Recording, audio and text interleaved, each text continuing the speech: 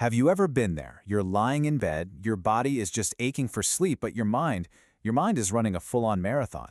It's a battle so many of us face every single night.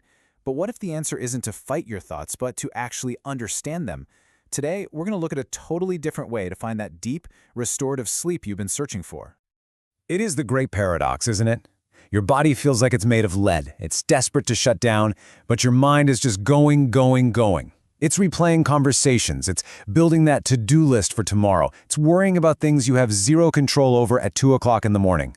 You are completely physically exhausted, but mentally, you've never been more awake. So what's really happening here? Well, the root of the problem isn't that your body's broken. It's that your brain's problem-solving feature is literally stuck in the on position. It just doesn't know how to power down for the night, and that's what traps you in this endless loop of thinking. Okay, so here's our game plan. First, we're going to pinpoint exactly why you can't sleep.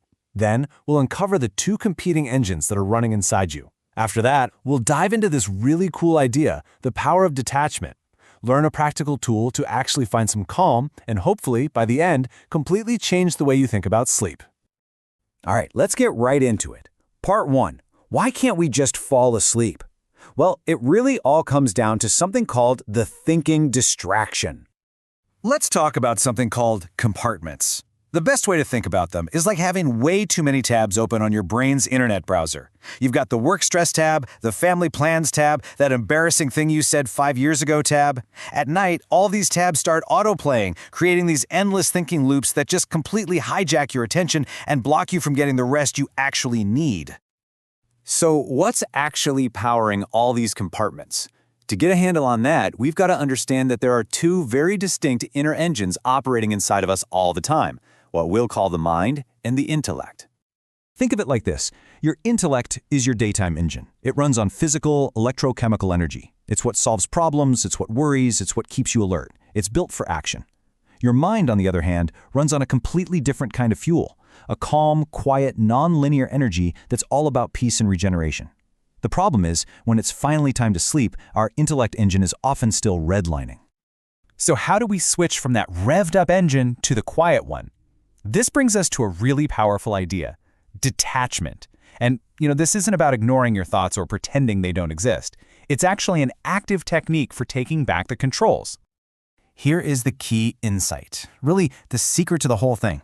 Those thinking loops, those compartments, they need your attention to survive. They literally feed on your awareness. So when you learn how to detach, you're not fighting them. You're simply cutting off their fuel source.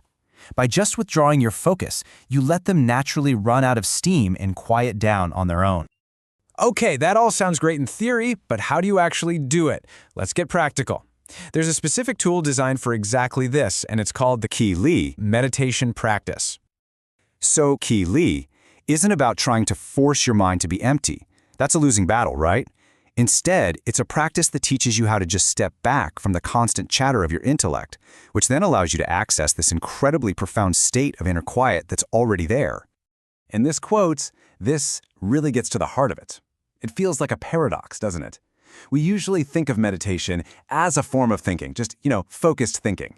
But this approach flips that idea on its head.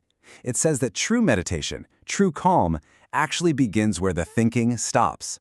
You just can't be in two places at once. So here's how the process basically works, in 3 simple steps. First, you practice detaching from that stream of thoughts, just letting them float by and shifting your awareness into that calmer state of mind. Second, from that quiet place, you can actually communicate with your own intellect. And third, you gently but firmly instruct it. You say, hey, this is time to sleep. We can pick all this up in the morning. You see, you're not battling your thoughts, you're becoming their director. The real goal here is to move from the surface of your mind, which is kind of choppy, where thoughts are still bubbling up, down to a much deeper level of quiet. This deep state, it's a place of profound stillness, a beautiful, peaceful calm that actually exists beyond thinking. And it's a skill you can practice, learning to let your awareness just sink below that noisy surface, into the peaceful depth below. Which brings us to our final section, mastering your regeneration.